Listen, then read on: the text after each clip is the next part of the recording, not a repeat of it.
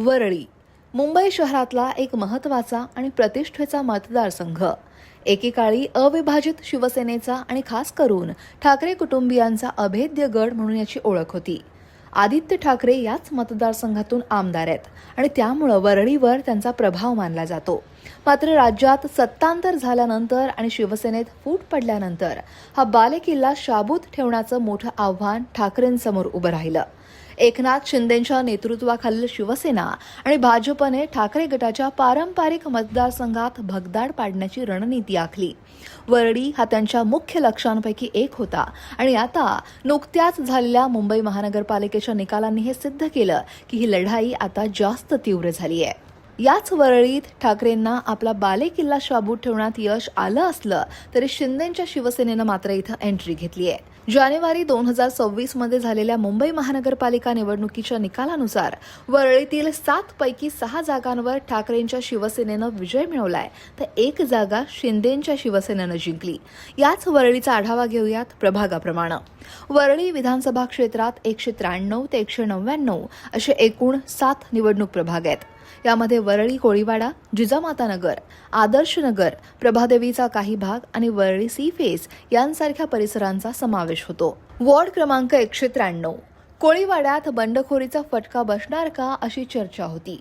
इथं ठाकरे गटाच्या माजी महापौर हेमांगी वरळीकर यांच्यासमोर शिंदे गटाचे प्रल्हाद वरळीकर यांचं आव्हान होतं. मात्र 15 वर्ष शाखा प्रमुख राहिलेले सूर्यकांत कोळी यांनी अपक्ष उडी घेतल्यानं इथं तिरंगी लढत झाली. कोस्टल रोड प्रकल्पामुळे स्थानिक कोळी बांधवांची नाराजी कोणाला भोवणार या प्रश्नावर सगळं अडलं असतानाच ठाकरे गटाच्या हेमांगी वरळीकरांनी दणदणीत विजय मिळवला. वॉर्ड क्रमांक 194 मधली लढत अत्यंत चुरशीची आणि हाय व्होल्टेज ठरली. या प्रभागात खरी लढत ही शिवसेनेच्या दोनही गटांमध्ये होती. एकनाथ शिंदे यांच्या नेतृत्वाखालील शिवसेनेचे समाधान सदा सरवणकर हे या निवडणुकीत पराभूत झाले आणि ठाकरेंच्या निशिकांत शिंदे यांनी समाधान सरवणकर यांचा 582 मतांच्या निसटत्या फरकानं पराभव केला आणि विजय खेचून आणला. वॉर्ड 195 अप्पर वरळी आणि लोअर परळच्या या भागात भाजपचे राजेश कांबळे आणि ठाकरेंचे विजय भणगे आमने सामने होते. इथं 9000 तेलुगू भाषिक मतं हे निर्णायक ठरतील यावर भाजपची नजर सुद्धा होती. पण ठाकरेंचा विजय झाला आणि विजय भणगेंना अपेक्षित यश मिळालं. वॉर्ड क्रमांक 196 सर्वाधिक चुरशीची लढत या प्रभागात झाली कारण इथं तब्बल 6 उमेदवार हे रिंगणात होते. 25 वर्ष नगरसेवक राहिलेल्या आशिष चेंबूरकर यांच्या पत्नी ठाकरे गटाकडून पद्मजा चेंबूरकर यांच्यासमोर भाजपच्या सोनल सावंत आणि 2 तगड्या अपक्ष उमेदवारांचं आव्हान होतं.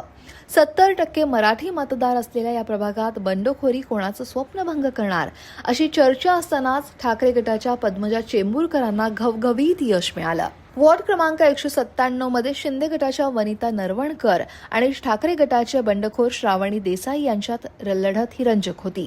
धक्कादायक बाब म्हणजे वरळीतील प्रभाग क्रमांक या 197 मध्ये शिंदे गटाच्या वनिता नरवणकर यांनी ठाकरे गटाच्या उमेदवाराचा पराभव करत मोठा विजय मिळवला. हा निकाल ठाकरे गटाला आणि विशेषतः आदित्य ठाकरेंना मोठा धक्का मानला जातोय. या विजयामुळे शिंदे गटानं थेट आदित्य ठाकरे यांच्या बालेकिल्ल्यात घुसखोरी केली आहे. फक्त इतकंच नाही तर निवडणुकीपूर्वी ठाकरे गटात अंतर्गत बंडखोरीचं चित्र सुद्धा दिसून आलं होतं. वॉर्ड 198 इथं संपूर्ण मराठी मतदार असून ठाकरे गटाच्या अबोली खाडे आणि शिंदे गटाच्या वंदना गवळी यांच्यात डिलाईल रोडच्या पुनर्विकासावरून सामना रंगला आणि ठाकरे गटाच्या अबोली खाडे यांनी बाजी मारली. आता वॉर्ड क्रमांक 199 माजी महापौर किशोरी पेडणेकरांची प्रतिष्ठा इथं पणाला लागलेली. इथं माजी महापौर किशोरी पेडणेकर ठाकरे गटाकडून आणि शिंदे गटाकडून रुपल राजेश कुसळे यांच्यात टफ फाईट झाली. राजेश कुसळे हे 23 वर्ष शाखा प्रमुख राहिल्यानं त्यांचं या भागात मोठं प्रस्थ आहे. पण अखेर माजी महापौर किशोरी पेडणेकर यांनी आपलं काम आणि संपर्काच्या जोरावर इथं बाजी मारली. आता या वरळीच्या विजयाबद्दल तुम्हाला काय वाटतंय? ठाकरेंना आपला बालेकिल्ला टिकवण्यात भविष्यातही यश मिळेल का? कमेंट नक्की करा आणि लोकमत सबस्क्राईब करायला विसरू नका.